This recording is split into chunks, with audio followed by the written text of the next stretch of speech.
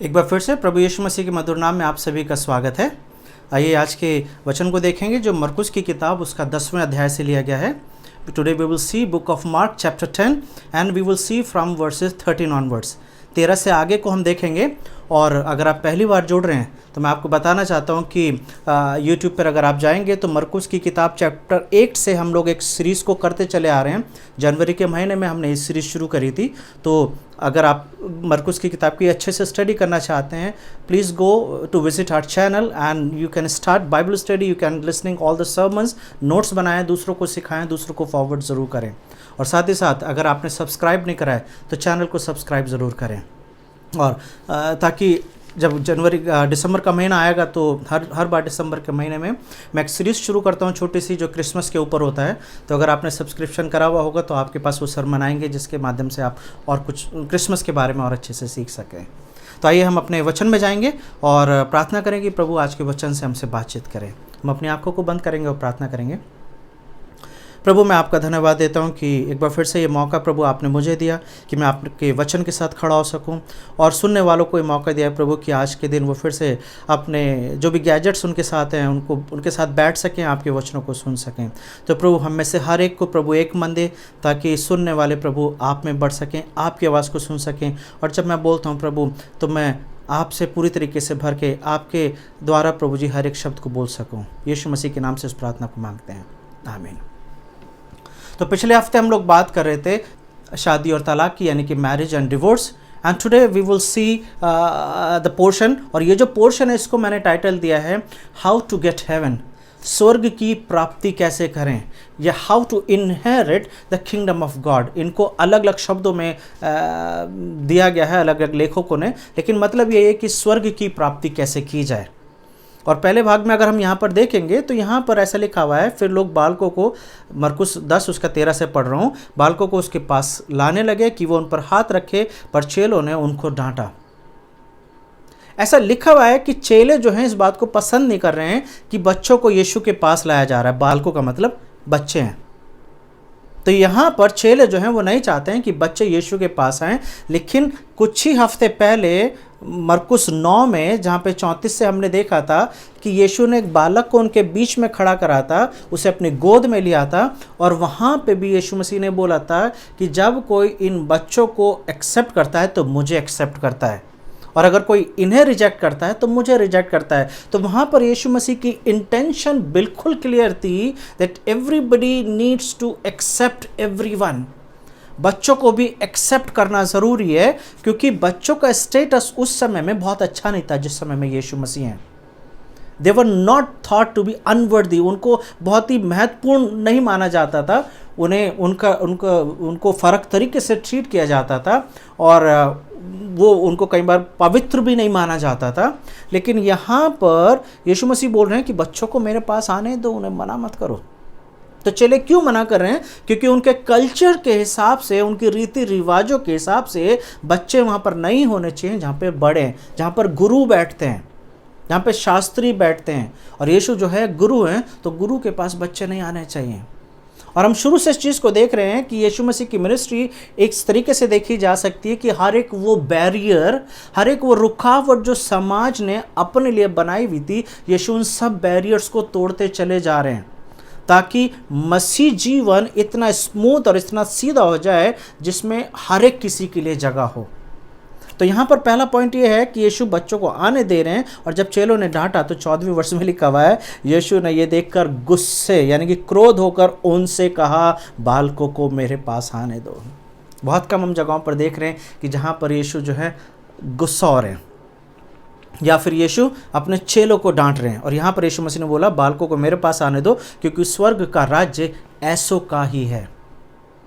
यहाँ पर ऐसा नहीं लिखा हुआ है क्योंकि स्वर्ग का राज्य बच्चों का ही है, लेकिन ऐसों का ही है। यानी कि अगर आपको स्वर्ग की प्राप्ति करनी है, then you have to be like child, you have to think like child, you have to talk like, you have to act like child, you have to behave like child.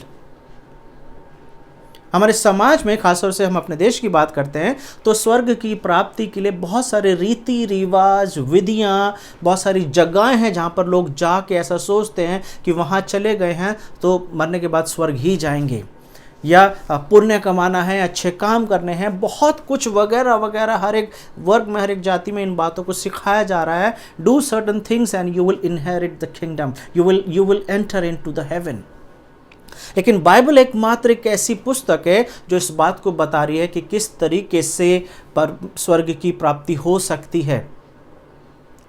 And Jesus is saying there is a qualification and you have to earn that qualification, you have to earn that degree in order to inherit the kingdom of God. स्वर्ग में जाने के लिए इस degree को पाना ज़रूरी है। और पहली क्वालिफिकेशन क्या है?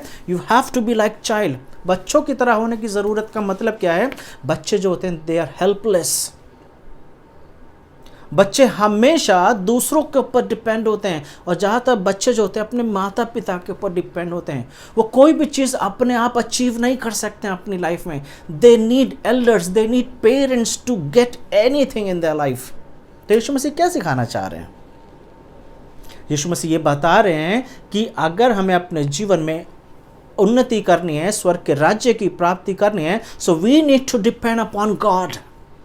क्योंकि आप और मैं जब प्रार्थना करते हैं तो प्रार्थना का मतलब यही है कि हम परमेश्वर के ऊपर पूरी तरीके से आश्रित हैं, पूरी तरीके से डिपेंड हैं फॉर एवरीथिंग, हर एक चीज़ के लिए।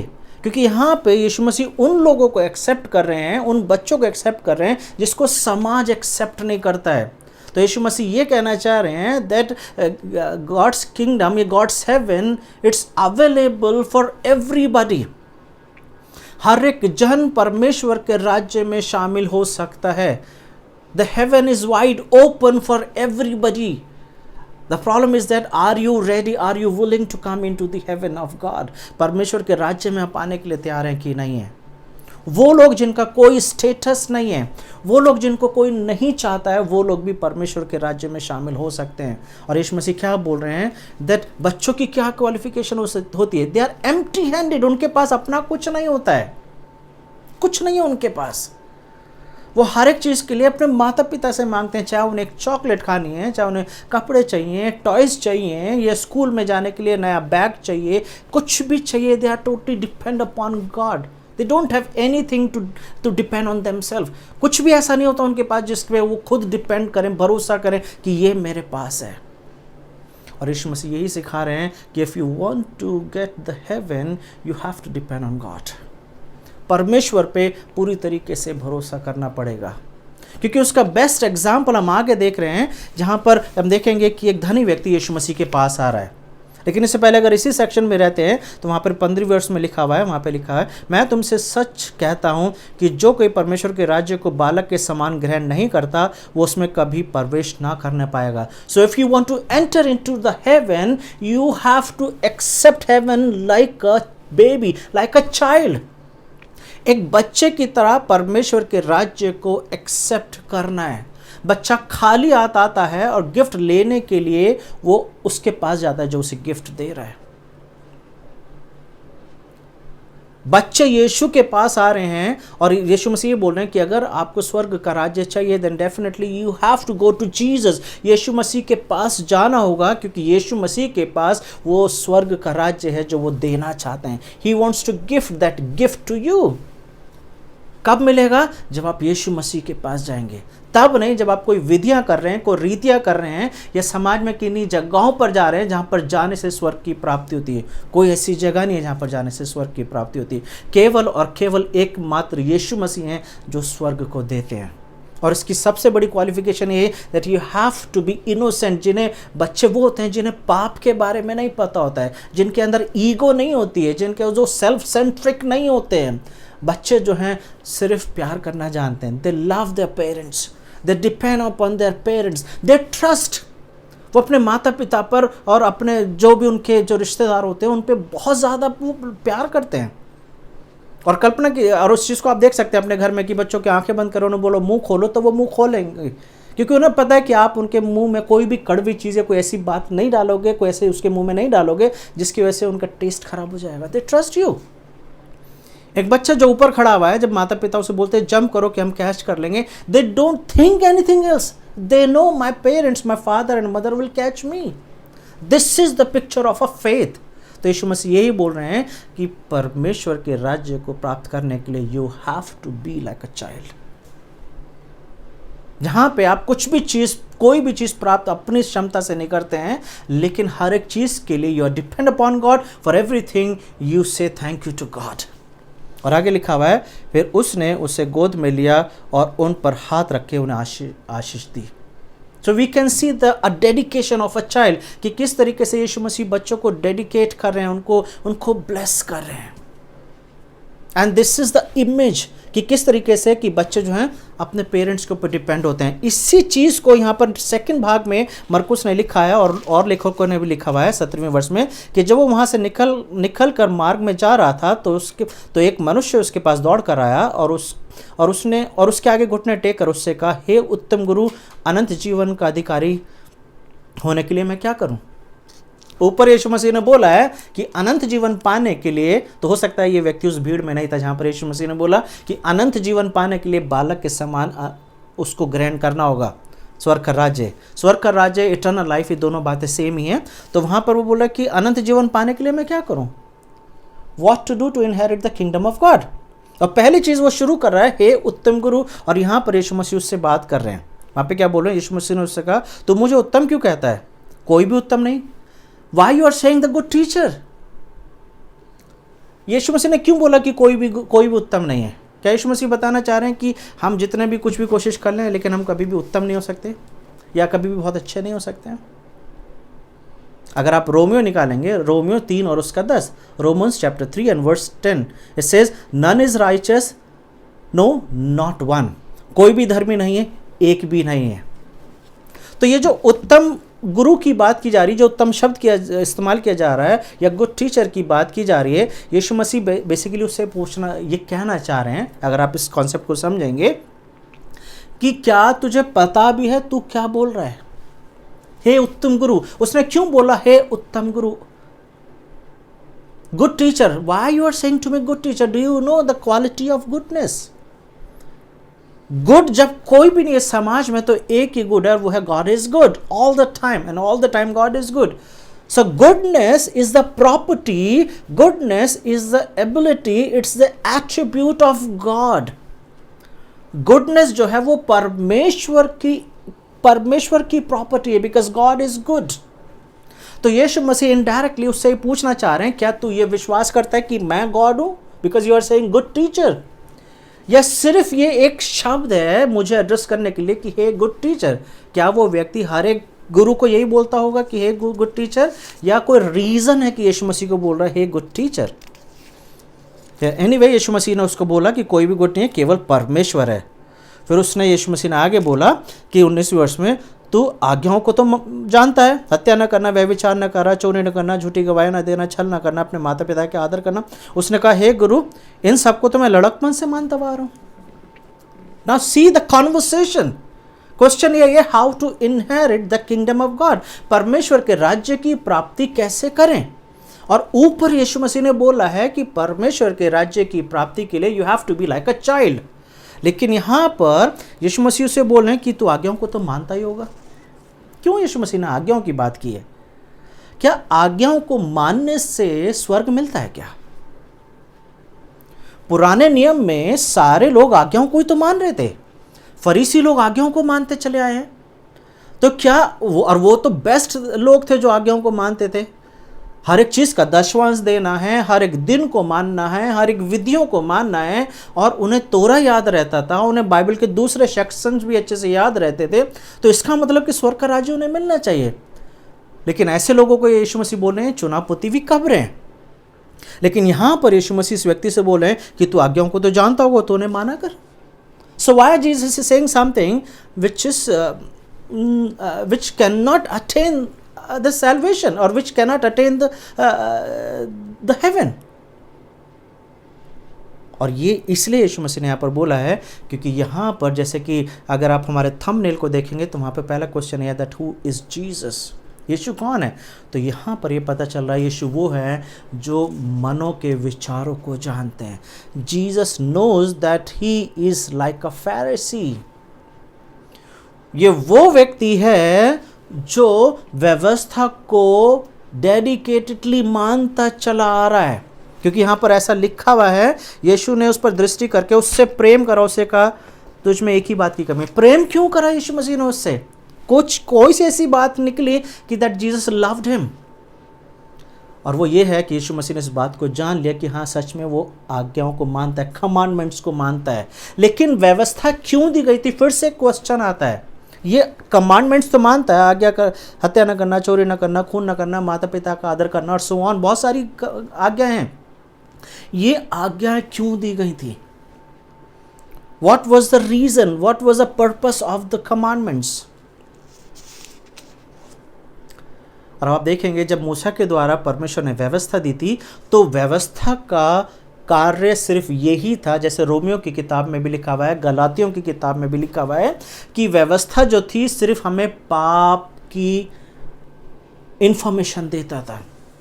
व्यवस्था का काम सिर्फ इतना ही था कि हमें पाप की पहचान कराता था। It was the diagnostic tool. व्यवस्था के द्वारा लोगों को यह पता चलता था कि वो पापी हैं कि नहीं है। और अगर ये व्यक्ति बोल रहा है कि मैं इन्हें बचपन से मानता आ रहा हूं, तो क्या बचपन से इसे अभी तक इस बात का पता चला है कि ये पापी है कि नहीं है? On what ground, on what account this man wants to enter into the heaven? किस बात पे वो अनंत जीवन पाना चाहता है? किस बात में वो स्वर्ग जाना चाहता है? क्या इस बात पे जिन बातों को वो बचपन से मानता आ रहा है? इन्हें मानना जरूरी नहीं था, इनके द्वारा अपने जीवन में पाप को पहचानना जरूरी था। और इस व्यक्ति की प्रॉब्लम क्या है? इस व्यक्ति की प्रॉब्लम यह है कि यह व्यक्ति अपनी नजर में एक धर्मी व्यक्ति है। He is a righteous person. क्यों धर्मी व्यक्ति है? क्योंकि वो बोल रहा है 20वीं वर्ष में कि हे गुरु, इन सबको तो मैं बचपन से मानता आ रहा हूं। सो यानी कि Jesus, I follow every commandment that you have given in the Old Testament. I know all these commandments और मैंने मानता आ रहा हूं, so I'm a good man. और ऊपर यीशु मसीह ने क्या कंट्रास्ट दिया है कि बालकों के समान होना होगा। बच्चे जो हैं अपने पेरेंट्स के ऊपर, अपने बड़ों के ऊपर डिपेंड होते हैं। वो कोई भी चीज़ अचीव नहीं कर सकते हैं इंडिपेंडेंटली, कोई भी चीज़ नहीं प्राप्त कर सकते हैं। लेकिन ये व्यक्ति कह रहा है कि मैंने तो अपनी धार्मिकता को अचीव करा हुआ है, because I follow all the commandments. और यीशु मसीह ने बोला 21 वर्ष में, तुझ में एक ही बात की घटी है, जो कुछ तेरा है उसे बेचकर कंगालों को दे दे। Now this is the crux, this is the real problem. He follows, he knows every commandment and he does every command. हर एक आज्ञा को वो मानता है, पूरा करता है। लेकिन एक चीज उसने नहीं सीखी है, और वो ये कि परमेश्वर पर डिपेंड होना। उसने परमेश्वर पर डिपेंड होना नहीं सीखा है। लेकिन यहाँ पर ऐसे लिखा हुआ है कि तू सब कुछ, 21 वर्ष को फिर से पढ़ रहा हूँ, यीशु ने उस पर दृष्टि करके उसे प्रेम करा और उससे कहा, तुझ में एक ही बात की घटी है, जो कुछ तेरा है उसे बेचकर कंगालों को दे दे और तुझे स्वर्ग में बड़ा धन मिलेगा, और आकर मेरे पीछे हो ले। इस बात से उसके चेहरे पर उदासी छा गई और वो शोक से चला गया, क्योंकि वो बहुत धनी था। तो प्रॉब्लम क्या है? कमांडमेंट्स को वो मानता है, आज्ञाओं को वो मानता है, व्यवस्था को तो मानता है, and still he depends on his riches. वो अपने धन के ऊपर, अपनी संपत्ति के ऊपर डिपेंड है ज़्यादा, परमेश्वर के ऊपर डिपेंड नहीं है। तो वो जो व्यवस्था मान रहा है वो सिर्फ उसके लिए रीतियां हैं, इससे बढ़कर नहीं है। और यीशु मसीह यहाँ पर क्या कह रहे हैं?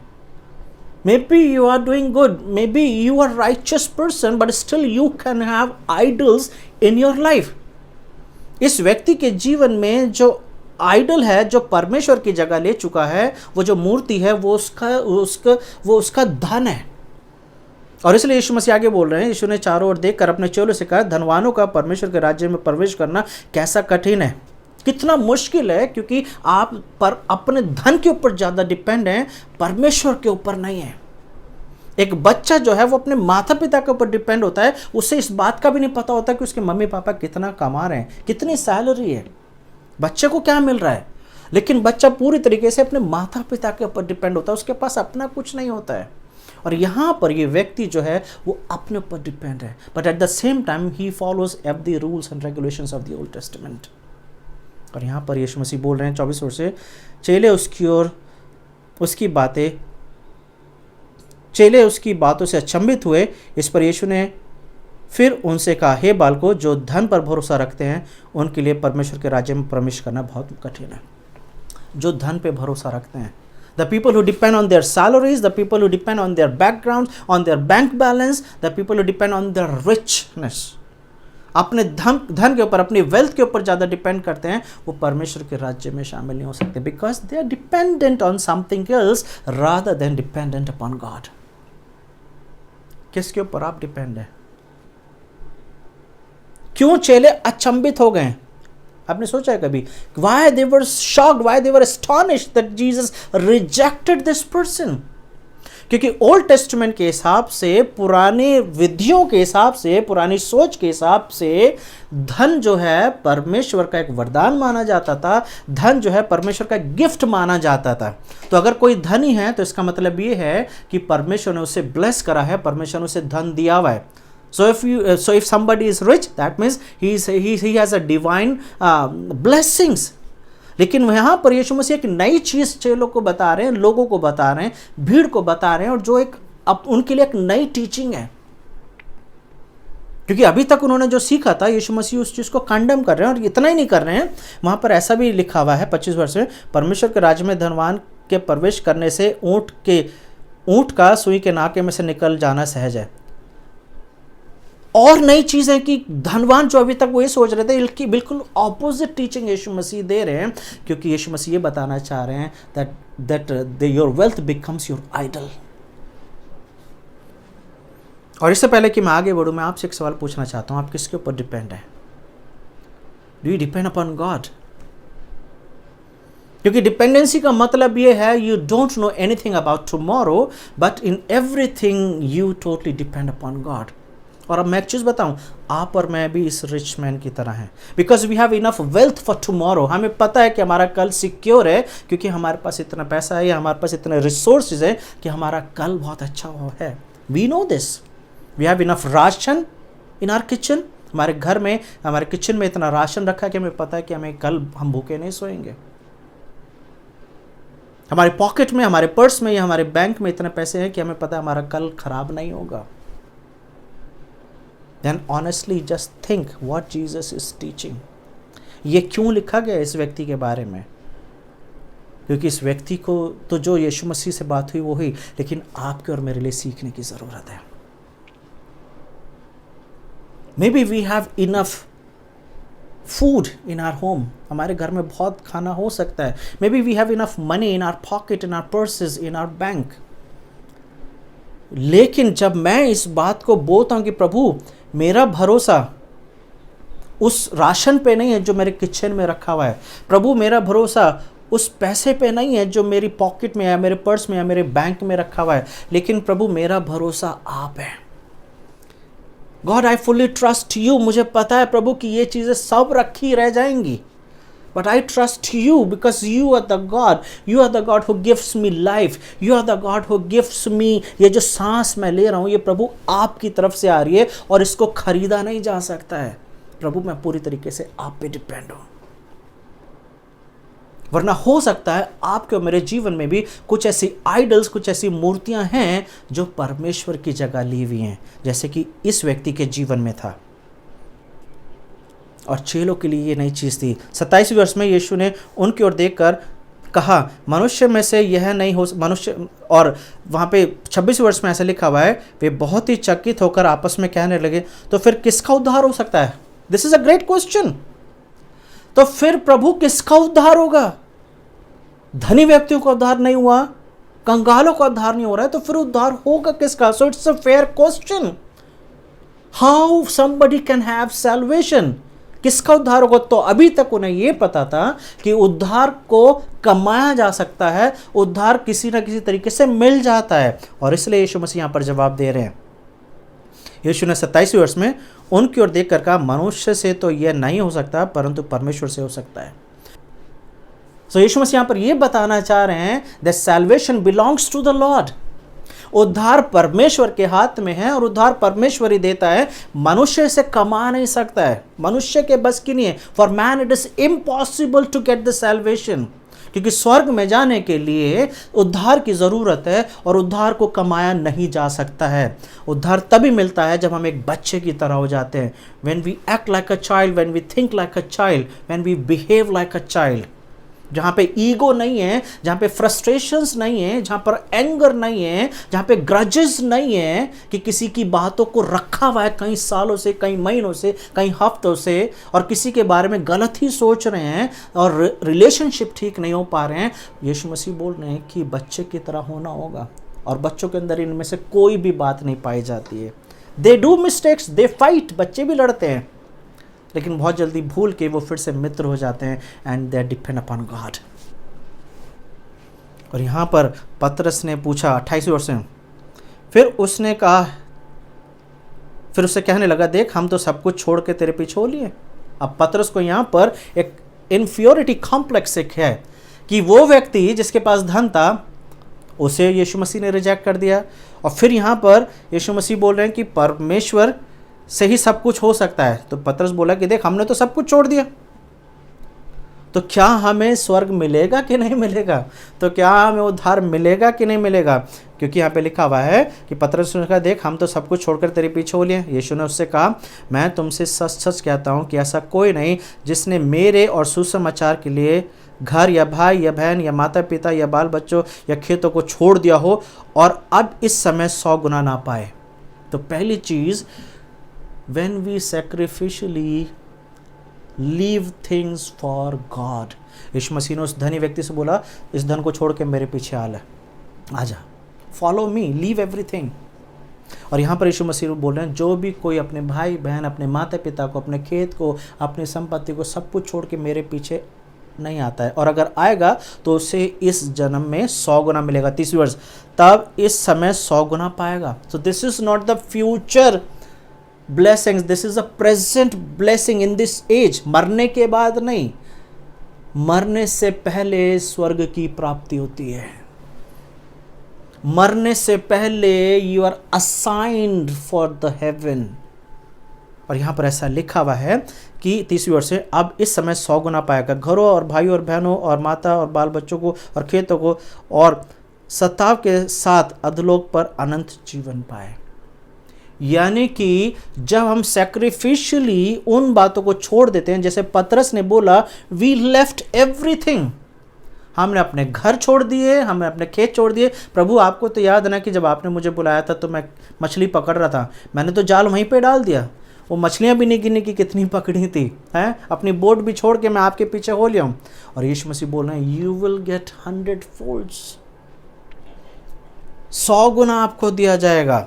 और 31 वर्ष से, पर बहुत से जो पहले हैं पिछले होंगे, और जो पिछले हैं वो पहले हो जाएंगे। यानी कि जो लोग अपनी नज़र में धर्मी ठहर के आगे चल रहे हैं, जो लोग दूसरों को इस बात का मैसेज दे रहे हैं that we are spiritual, we are righteous because we follow all the commandments, they would be last. जैसे कि ये धनी व्यक्ति, जैसे कि चेलों की स्टोरी, कि चेले जो हैं बच्चों को नहीं लाना चाहते थे कि बच्चे अभी छोटे हैं, ये लास्ट में आए तो अच्छा है। और यीशु मसीह बोल रहे हैं कि जो लास्ट होंगे वो पहले हो जाएंगे, और जो पहले होंगे वो लास्ट हो जाएंगे। So what is your status? क्या आप प्रभु यीशु मसीह के साथ चल रहे हैं? क्या आप उन बच्चों की तरह अपने आप को देखते हैं? इस धनी व्यक्ति के बारे में जब आप देखते हैं, अगर आप धनी व्यक्ति के बारे में देखेंगे तो जब उसने बोला कि मैं इन सारी कमांडमेंट्स को मानता हुआ आया हूँ, तो हो सकता है पतरस ने या यूहन्ना ने, याकूब ने बोला कि वाह, इस सारे आज्ञाओं को मानता है। और सच में वो मानता था, ऐसा नहीं कि वो झूठ बोल रहा है, वो आज्ञाओं को मानता था। लेकिन प्रॉब्लम ये थी कि वो परमेश्वर पे भरोसा नहीं कर रहा था। So do you fully trust God like a child? क्योंकि अगर आप भरोसा नहीं करते हैं परमेश्वर पे पूरी तरीके से, तो हो सकता है ज्ञान बहुत हो सकता है बाइबल को आप अच्छे से जानते हैं, हो सकता है आप चर्च रेगुलर अटेंड कर रहे हैं, maybe you are the one who gives the greatest offering in the church, बहुत ज़्यादा आप ऑफरिंग भी डालते हैं, सब कुछ कर रहे हैं, लेकिन अगर आप प्रभु पे डिपेंड नहीं है तो आप परमेश्वर के राज्य से दूर हैं। क्योंकि यीशु मसीह ने बोला, तुझ में एक ही बात की कमी है, और वो कमी क्या थी? कि तू परमेश्वर पे डिपेंड नहीं है। You have idol in your life. और आज के संदेश से आपको और मुझे अपने जीवन में उस आइडल को पहचानने की ज़रूरत है जो मुझे परमेश्वर पे डिपेंड करने से रोक रही है। कई बार वो मेरी डिग्रियां हो सकती हैं, कई बार वो मेरी सांसारिक अचीवमेंट्स हो सकती हैं, कई बार वो मेरा धन हो सकता है, कई बार वो मेरी लग्जरी लाइफ हो सकती है, कई बार वो मेरी कुछ आदतें हो सकती हैं, मेरे दोस्त हो सकते हैं, बहुत कुछ ऐसा हो सकता है जो मुझे परमेश्वर को दूसरे स्थान पर रखना चाह रहा है। But remember, if God is not on number 1 in your life, then God is nowhere in your life. अगर प्रभु यीशु मसीह आपके जीवन में पहले स्थान पर नहीं है तो इसका मतलब प्रभु यीशु मसीह आपके जीवन में नहीं है। क्योंकि पहले स्थान पे होने का मतलब यह है that you are totally dependent upon Jesus. और जब हम यीशु मसीह के साथ हैं, यीशु मसीह पर भरोसा रख रहे हैं, फिर चाहे कुछ भी हो जाएगा, यीशु मसीह हमारा हाथ नहीं छोड़ेगा। जैसे यूहन्ना में लिखा हुआ है कि जो लोग मेरे हाथ में, जिनको मेरे पिता ने दे दिया, उन्हें मुझसे कोई छीन नहीं सकता है। No one can take them, no one can snatch them from my hand. कोई भी उन्हें मेरे हाथ से नहीं ले सकता है। सवाल यही है, क्या आपने सब कुछ त्यागा है प्रभु यीशु मसीह के लिए? Who is greatest in your life? यीशु मसीह ने बोला जो कोई अपने सब कुछ, सब बातों को पीछे छोड़ देता है। If your children are more important than Jesus, then you are away from God. अगर आपके बच्चे यीशु मसीह से ज़्यादा इम्पॉर्टेंट है आपके लिए, तो आप प्रभु से दूर हैं। अगर आपके माता पिता आपके लिए ज़्यादा इम्पॉर्टेंट हैं यीशु मसीह से, तो फिर आप परमेश्वर के राज्य से दूर हैं। अगर आपकी धन संपत्ति, आपकी जॉब, आपका बिजनेस, आपकी property is more important than Jesus, then I am sorry, you are far from kingdom of God. आज का संदेश जो है ये सिर्फ एक रिमाइंडर के रूप में आपके और मेरे जीवन में आया है कि किस तरीके से हम प्रभु यीशु मसीह को अपने जीवन में रखते हैं। जब हम उसे पहले स्थान पर रखेंगे और वैसा करेंगे जो क्वालिफिकेशन स्वर्ग को पाने की आज के संदेश में दी गई है, जब हम उन बातों को मानेंगे तो हम स्वर्ग के राज्य की प्राप्ति कर पाएंगे। आइए हम प्रार्थना करें और अपना आप को समर्पित करें फिर से प्रभु यीशु मसीह के हाथ में, और प्रभु यीशु मसीह को बोलेंगे प्रभु हम पूरी तरीके से आप पर डिपेंड हैं। आइए हम प्रार्थना करें। प्रभु यीशु मसीह, एक बार फिर से हम आपका धन्यवाद देते हैं कि प्रभु आपने हमें ये सिखाया प्रभु कि हमें पूरी तरीके से आप पर डिपेंड होने की ज़रूरत है। प्रभु हम सब की मदद करें, सुनने वालों की मदद करें, ताकि हर एक जन प्रभु यीशु मसीह आप पर पूरी तरीके से डिपेंड हो सके। क्योंकि जैसे आपने बोला जो डाली मुझ में वो फलती है और बहुत सफल लाती है। प्रभु मदद करें कि हम आप में पूरी तरीके से डिपेंड होकर चलना सीख सकें। कोई भी ऐसी चीज़ हमारे जीवन में ना हो, कोई भी ऐसी बात हमारे जीवन में ना हो जिसके ऊपर हम आपसे ज़्यादा भरोसा कर सकें, बल्कि हम गर्व से कह सकें, कॉन्फिडेंस के साथ कह सकें प्रभु कि प्रभु हम केवल आप पे भरोसा करते हैं। मदद करें प्रभु ताकि हमारा भरोसा बढ़ता चला जाए। यीशु मसीह के नाम से इस प्रार्थना को मांगते हैं, आमीन। God bless you. और आप दूसरों को मैसेज ज़रूर भेजें ताकि और भी लोग सीख सकें, और कमेंट्स में बताएं कि कोई भी ऐसी बात जो आपको समझ में नहीं आती है या कोई भी क्वेश्चन होता है आप ज़रूर पूछें, और चैनल को सब्सक्राइब ज़रूर करें। Have a wonderful week.